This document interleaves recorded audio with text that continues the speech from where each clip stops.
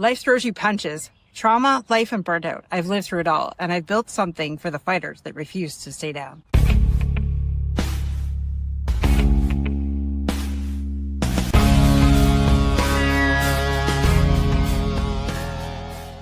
If you're ready to stop playing small and own your story, then this is where you belong.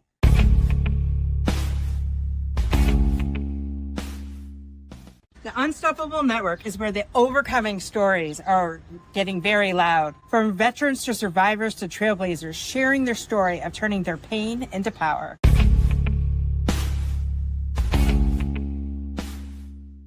Welcome to the Unstoppable Network, where we turn your mess into a message.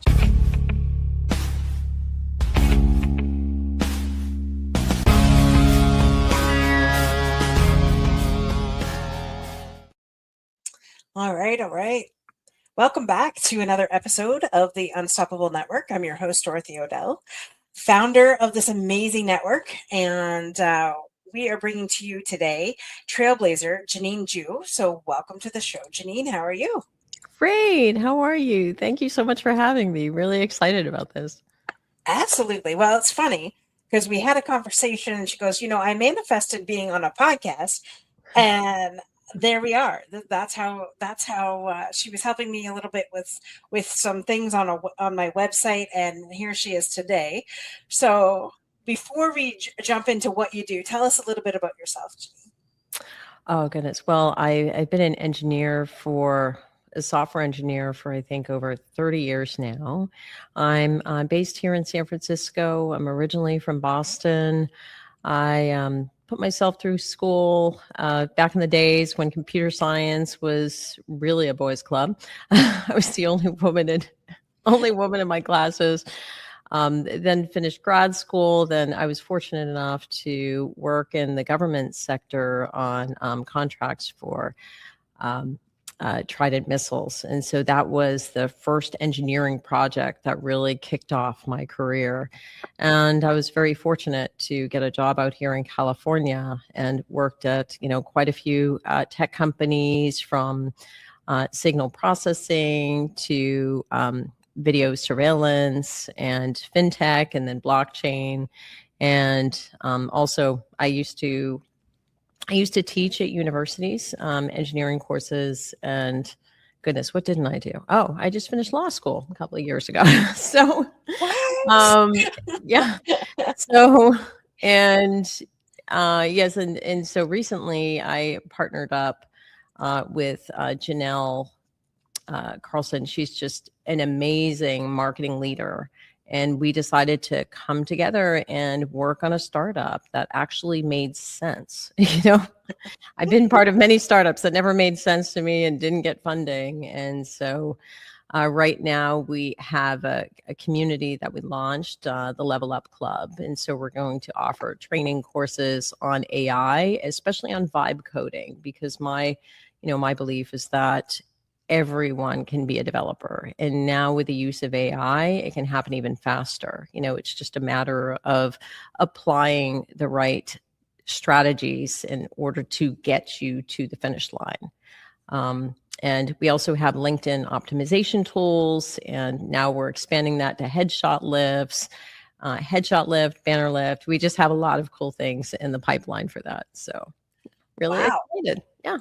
So I knew you were a trailblazer, but now there was things I didn't know about you until just now. Like the fact that you also finished law school. Like, hello, an engineer that finished law school. Like, that's like, how many things are you going to get educated in? I know.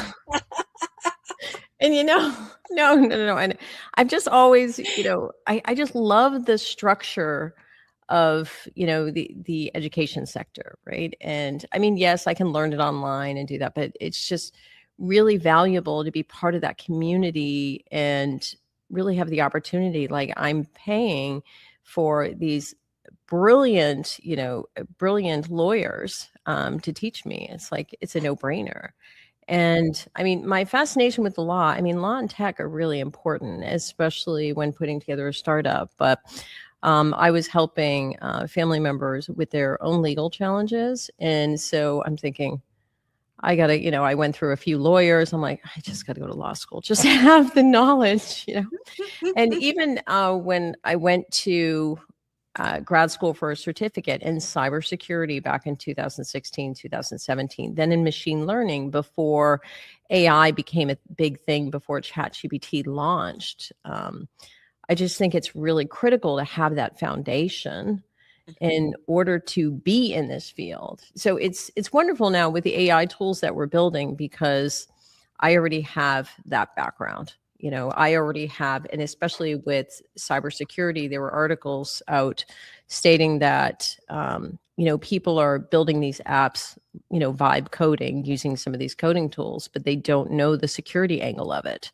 Or, security is not really a fun subject in terms of development. It's like, I already have that background as well.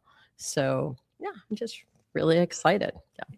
I love that. I love that you're not afraid to learn. And, we all need, I'm sure we all need lawyers at some time, and we all, We do. especially if you're a business owner, websites are one of the things that people go to, especially to learn more information about yourself, right?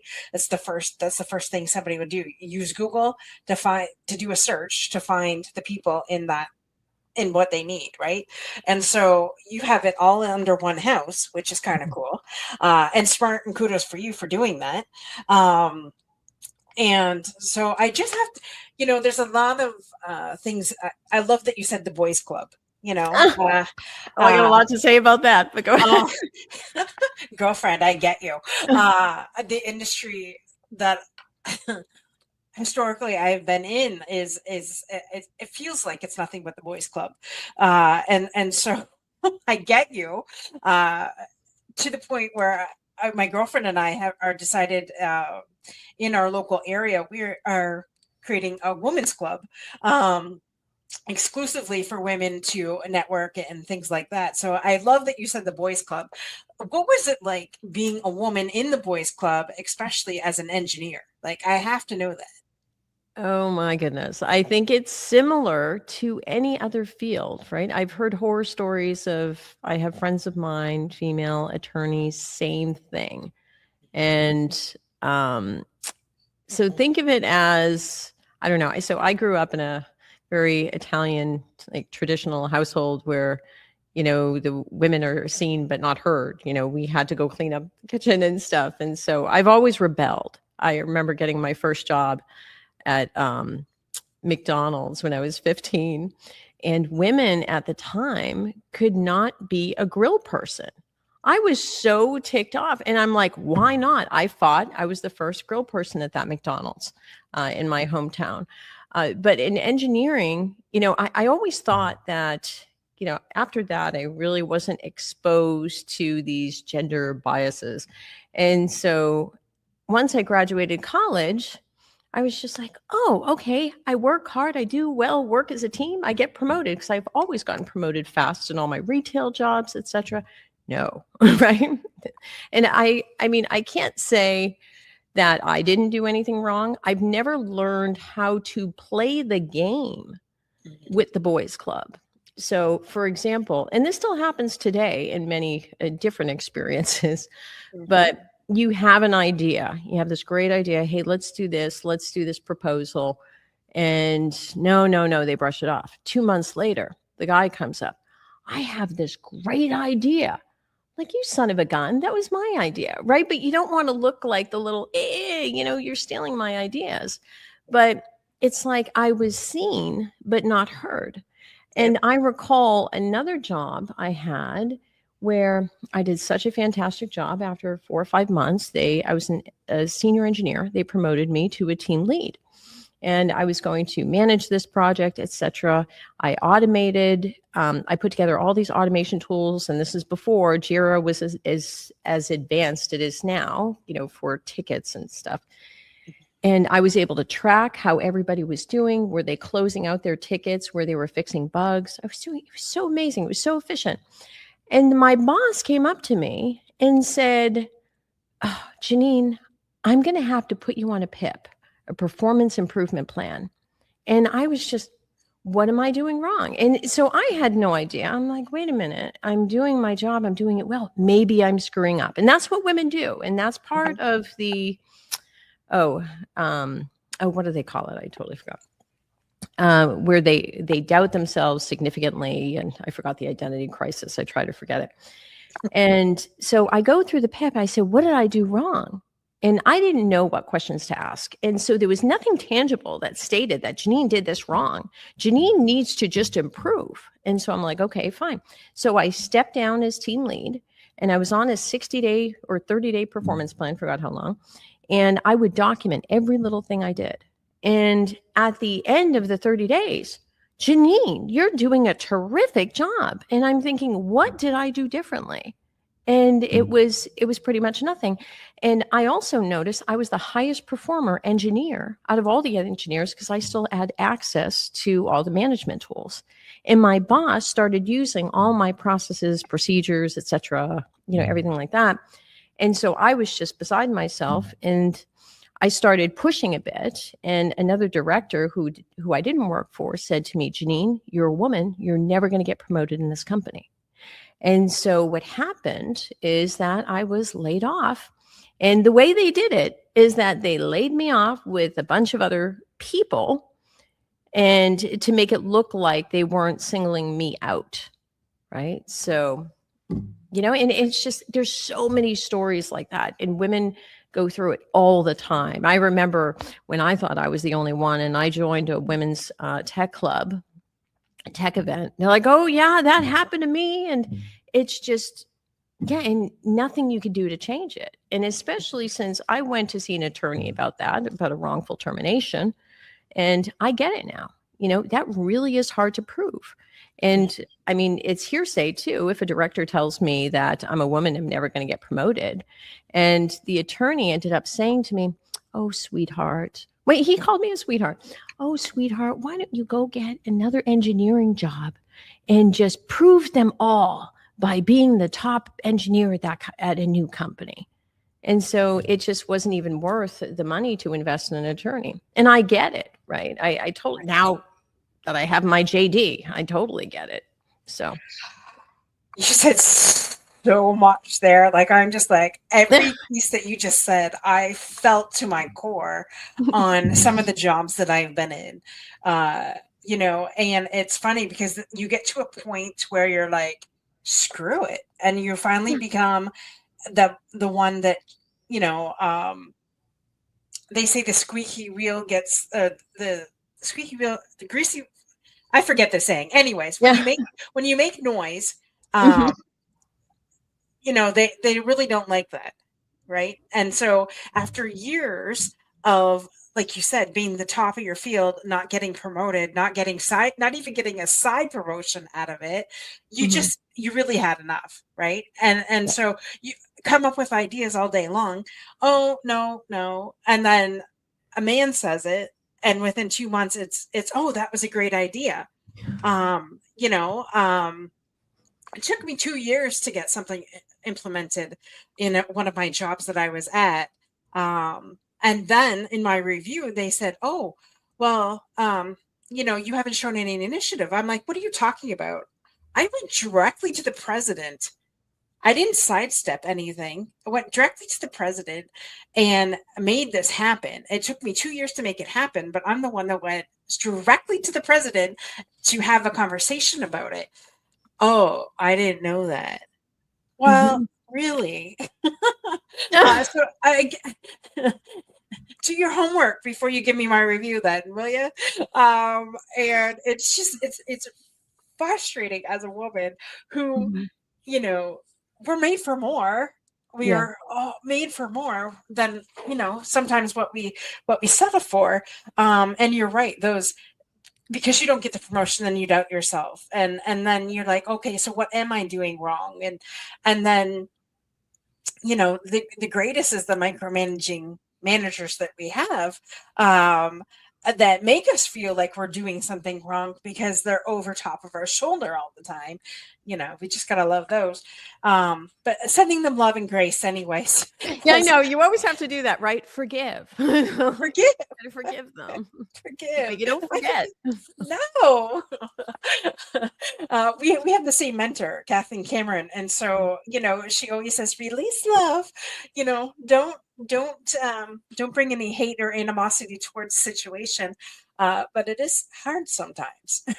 Yes, it totally is, especially if it's a pattern, right? Mhm. I mean, every job, there's always some story, and I see it. And my mom, she was always like, Jeanine, don't ruffle any feathers. You got to be really quiet. No, when I get pissed off, I need to speak my truth. That's how I am. So I have Bruce Willis, Die Hard movie playing in my background all the time. Because when someone says, don't ruffle any feathers, because I've heard that many times, I'm like, yippee-ki-yay, because here we go, and we're blowing this up. I love that. Oh my God. Oh my God. I love that movie. And it is a Christmas movie. It is. And unfortunately, I didn't get to see it this Christmas, but I had a great excuse. I was in Mexico, so it's all good. Oh, that is hysterical. I didn't get to watch any of my Christmas movies this year. It was just, we had vacation into Christmas into back to work. And so, yeah, I didn't have a lot of at home downtime. So, Something, one of the movies I love watching all the time is Elf during the holidays. I don't know. It's so empowering, but I really love the movies where women, just reach the top. Like, I'm sure everybody's seen Legally Blonde. Okay. And yes, that may have inspired me to go to law school, especially since I had friends of mine, male friends, who said to me, Jeanine, you can't make it in your law school, or I'm too old. I love that one. Right. And I'm sure everybody can Google and finish, I graduated high school in 1990. Yeah, you can finish so I'm too old. And so I've watched that movie over and over again, especially when I had those difficult exams. I'm like, come on, if Elle can do it. Yes. Wow. As a Canadian, we have a saying here: "Hold my beer and watch me do it," hold my Timmies. I don't drink beer, but not to say that I never have, but anyways, it's just a saying. My cousin's gonna watch this and she's gonna go, there she is again. I said that one day, hold my beer and watch this. Anyways, so yeah, when you tell us that we can't do something, it's like pouring gasoline on a fire. You're gonna make sure that we're gonna do it. Oh yeah. Oh yeah, exactly. That's why, if I'm procrastinating or on something, I'm trying to find somebody who will tell me, oh, Jeanine, I knew you couldn't do it.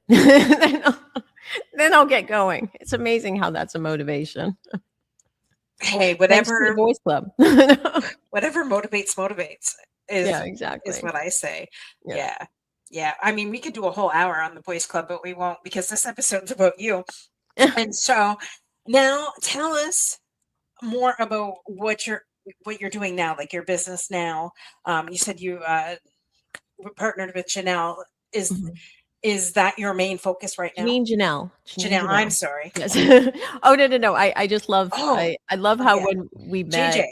We had Jeanine and Jeanel, and so I built an AI. Everybody's building an AI, but this one's really special. Her name is Jeannie. So we have Jeanel, Jeanine, and Jeannie. So we built an AI in order to help people with personal branding. And so what we're trying to do is expand these tools to provide education, especially with people who are new to AI. Yes, you can go to ChatGPT and ask questions, but it's all about how you use it and how you can optimize it in order to make money, in order to get a job. Now, I know there are other trainings out there, but I think what's really cool about our experiences and stories is that, Jeanel, amazing marketing person. She's an engineer's dream come true, right? Because every engineer is not a big fan of marketing, nor they know how to do it, or they would probably use ChatGPT, give me a marketing plan. No, so I have the genius entity there. So as we work on our LinkedIn optimization tool, we want to expand it to include the educational pieces as well, which includes vibe coding. I mean, if somebody, it's so funny how many people I bump into who are women, which is exciting. They'll come to me and they'll be like, Jeanine, I want to build an app. And I also have developers too. That's part of my dev shop. I want to build an app, and I started using Lovable, and I'm getting stuck. And if you pay attention to some of these coding tools, I think, what's the numbers? At least 80% of the people who sign up for these coding tools are not able to finish it, right? Because of the level of complexity and how you need an engineer in there. And so that's part of the teachings I want to provide. Give them the opportunity to get to the finish line with their app, but also go through the due diligence of, is this something viable that people will use? I mean, there are so many people who have app ideas, and they're just like, Jeanine, we should do, blah, blah, blah. And I'm just, are people going to use it, or are you excited about it?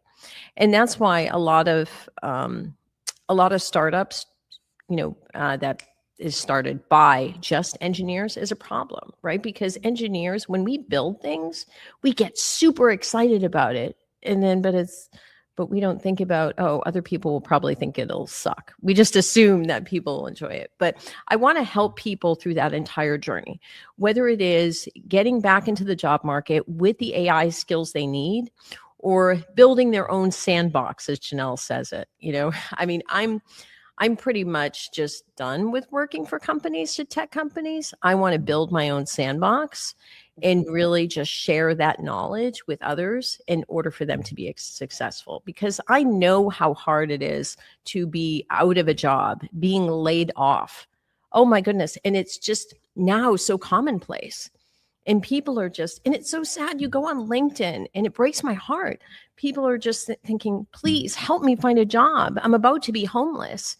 And I want to empower them, right? Through spiritual tools, Jeanel and I do, through spiritual tools, spiritual teachings, as well as the technical tools as well, in order to launch their own business or manifest their dream job. Or maybe their dream job is with their business, their own business. So, right. Yeah, that's my passion. I love that. And I know a lot of people are turning towards businesses instead of working for somebody else. And I love that people are empowered to do that. If a lot came from COVID, and to me, I think other than a lot of political stuff and a lot of jab versus non-jab, and I won't go through that, but if you didn't learn a new skill during that time, then it was completely wasted on you. There was a lot of great things that went through that, and a lot of bad things. But one of the greatest things that you could have took from that is, well, wait a minute, because everybody had to pivot for at least a little bit. Who could work from home was able to work from home, right? And so having that drive time back and learning a new skill, that's how this show got started. For when COVID hit, I wrote a book, started this show, and here we are, 4 or 5 years later, still going strong, sharing stories of people that have turned their mess into their message.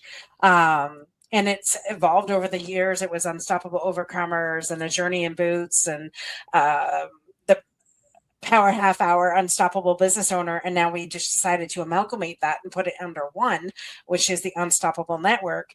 And so, I like that you say people could, we grew, I don't know about you, but I grew up where, having a business was not something that my parents even knew about, nor was it something that they were willing to say, no, Dorothy, and, go for it, be an entrepreneur. As a matter of fact, I've always had a side business. Well, I've had a full-time job. And during that entire time, my parents are like, I don't know why you do it. Like, just go work for somebody else, collect your pension, and have a great life. Okay. Not for me. That model's not working anymore. That model is dead. And by the time here in Canada, I know you're in the US, but here in Canada, we once you can collect a CPP, Canadian Pension Plan. By the time I go to use it, do you think there's going to be anything left in it? No. No, exactly. That's the same thing with Social Security here. Yeah. I like, man, like I have to create a different outcome. And really, I looked at my pension plan because you can go look online, and I think it was like $300 a month. Who the hell can live on $300 a month? I've essentially worked 2 to 3 jobs my entire life, and I get a lousy $300 a freaking month. Oh my God. You know, when when I was taking care of my mother-in-law for a little bit, she had dementia. She was getting, what was it, $1,600 a month in San Francisco. You know, a nursing home is at least $9,000 to $10,000 a month. There's no way, right?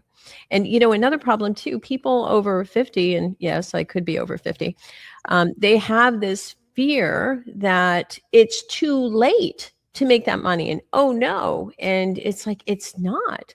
I mean, look at you. You're like Trailblazer, you know, taking off with the book and the podcast and everything. They can do the same thing.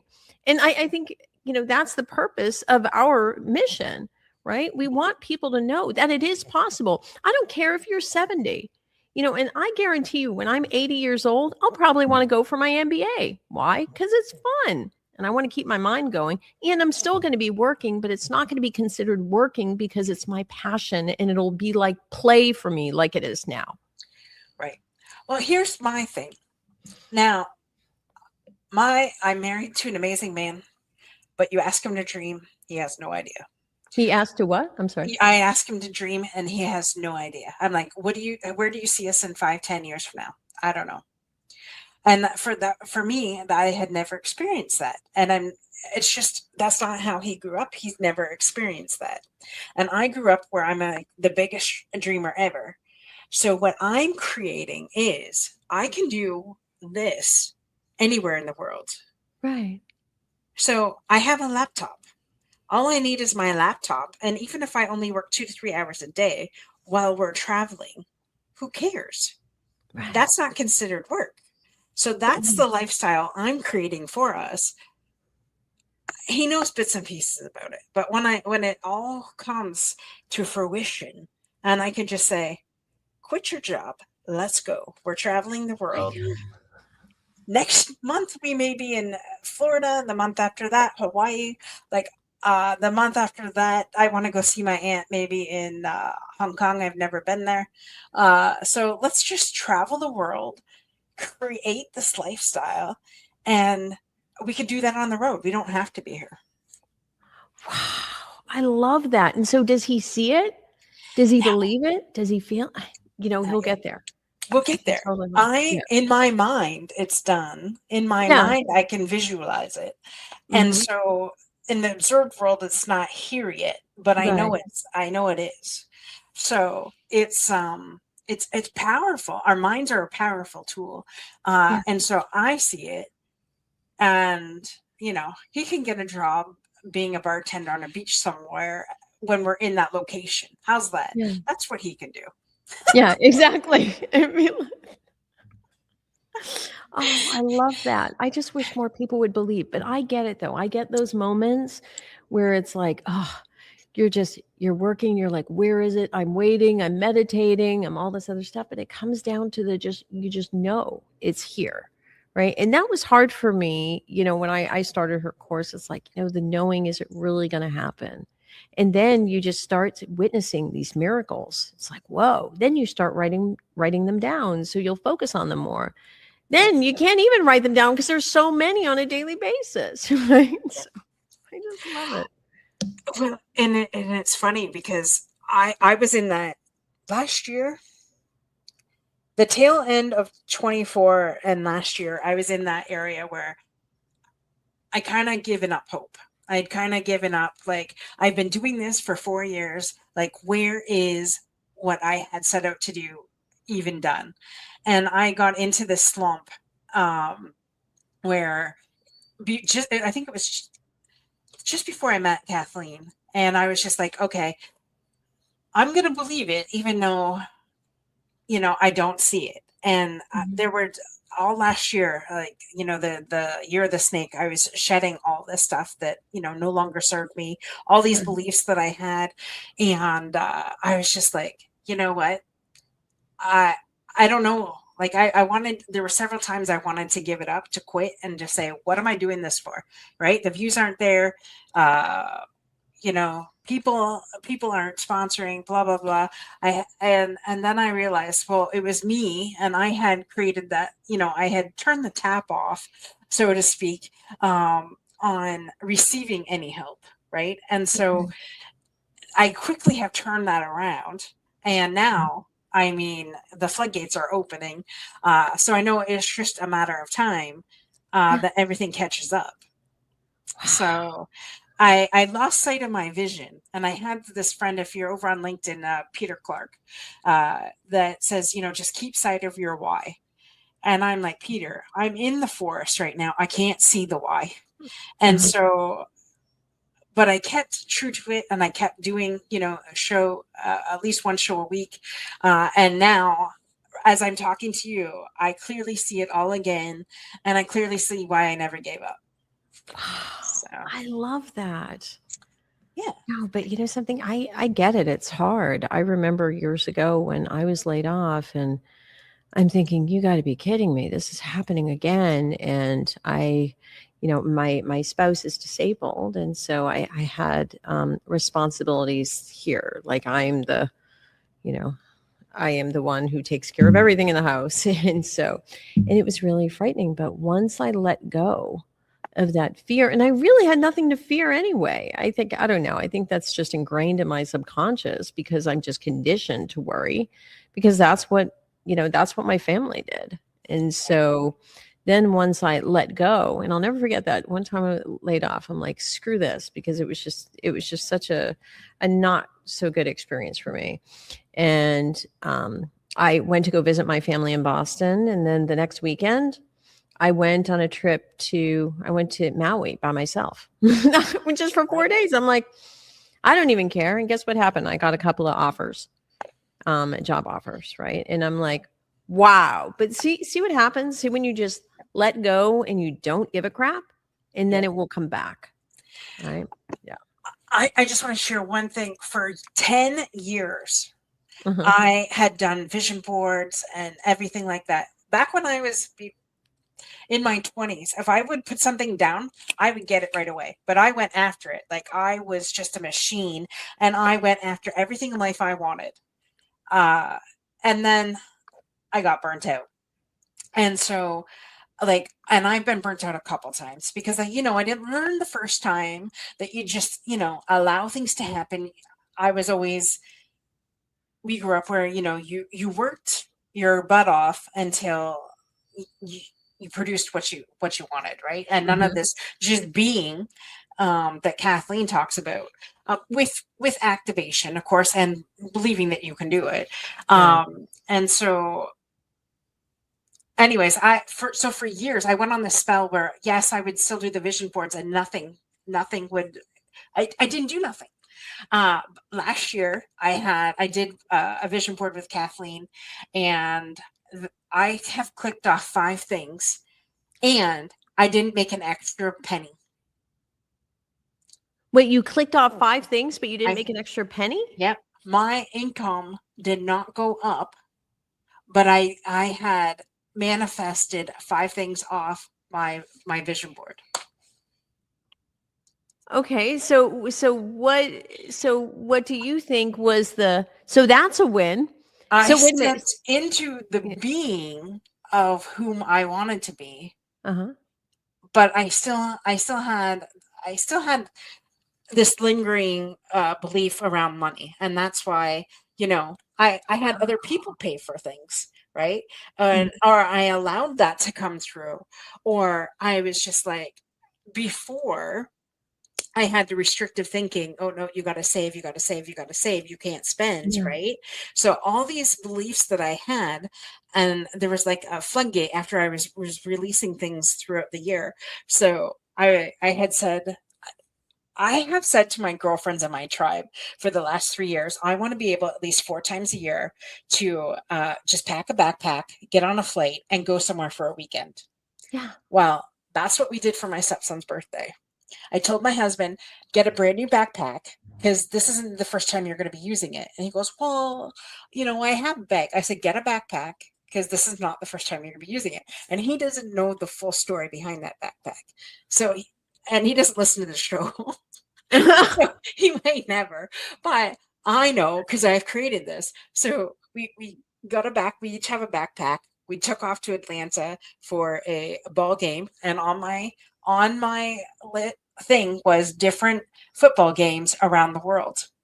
So I took 2 off in one, which backpack, just a backpack to Atlanta, Georgia, and for a football game, a college football game. But it was in the Falcon Stadium, so it was like a nationally broadcasted football game. So we did that. Got a housekeeper because I'm tired of doing the housework here. The golf tournament that I do in my dad's honor each year, we I think tripled the numbers of players and just almost doubled the amount of money that we raised from the year before. And we had bigger prizes. We had like a $10,000 hole in one if somebody was to get that. I talked on stage at the University of Toronto last year. So that was another thing that I got. I just noticed that. I'm looking at it right now. So and I'm like this close to having Tom Brady on the show. So I'm 3 degrees of separation from Tom Brady. So, oh my goodness. Oh, I love Tom Brady. That's my husband's favorite. Anyways, I digress I just want people to realize that if you're in that space where you don't think it's going to happen, just stay the course, as Peter says, stay the course, because it will happen. And just like Jeanine, from Boys Club to now creating her own thing with her partner here, going like, wait a minute, let's blaze a trail through this and be unstoppable. Exactly. And, one of the wonderful things of working with Jeanel is that it's no longer, this is my first experience where I'm no longer in the hustle culture, because the hustle culture, yes, it pays well, but you just burn out. I mean, I missed the opportunity. I mean, I didn't get married until I was late. I have 2 wonderful stepchildren. I didn't end up having children before. And it was all because of this misconception of success, especially in the Bay Area, Silicon Valley. Oh, you read the articles all the time. I crack up. Oh, you got to work 15 hours a day. Okay. Now there's also, it's smoke and mirrors sometimes, right? Because when entrepreneurs say that from successful companies, they either, first of all, they have daycare or whatever, they have housekeepers handling everything, or they have a dev shop handling everything overseas while they're just going around talking to people about the app, right? So I don't know. I just find it really interesting what people think of success. And I remember talking to people in other states, and they were like, wow, Silicon Valley, that's where all the successful startups happen. And it's like, that's where all the talent is. I could never be that good. And again, it's just the whole perception thing that they've created here. They have the opportunity to build a startup as successful as the ones here. And let me tell you, there's a bunch of startups here that have also fallen flat on their face. Yeah. Totally get it. So we are like at the time here to wind things down. So Jeanine, tell us where's the best place that people can reach you at. Ooh, definitely go to oakbloomiq.com or catch me on LinkedIn. And I'm the only Jeanine Jue out there, which is just so amazing. And I'm the only Jeanine Jue out there. Connect with me directly, and especially We have our Level Up Club community on oakbloomiq.com. Feel free to jump in and join that as well. But I am more than happy to answer any questions that you may have, or if you want some feedback about your business idea. And trust me, I keep everything secret. So I'm the trusted one if you have ideas that you don't want other people to know, and I can tell you if it's viable or not and what's the fastest way to get there. I love helping people to be successful. It really is my passion. So yeah, LinkedIn or oakbloomiq.com. Yeah. I love it. Thank you so much, Jeanine, for being here today. It's been an absolute pleasure getting to know you. Go stalk Jeanine over on LinkedIn and go check out her website at oakbloomiq.com. Just ask her all the questions. We thank you all for being here today. And I just want to, this particular episode is sponsored by Between the Sheets podcast, where we will be starting in the next couple of weeks. It's a brand new podcast talking to authors about what lies between the pages of their books. And so it's completely new. And we're also having a book club attached to that as well. So if you are somebody who wants to detach from the heaviness of life, have some fun, join us at the book club. We will put that all that information in the show notes. But yeah, the first night for book club will be February 10th. So we can't wait to see you. And remember, same time, same channel next week. Bye for now. Love it.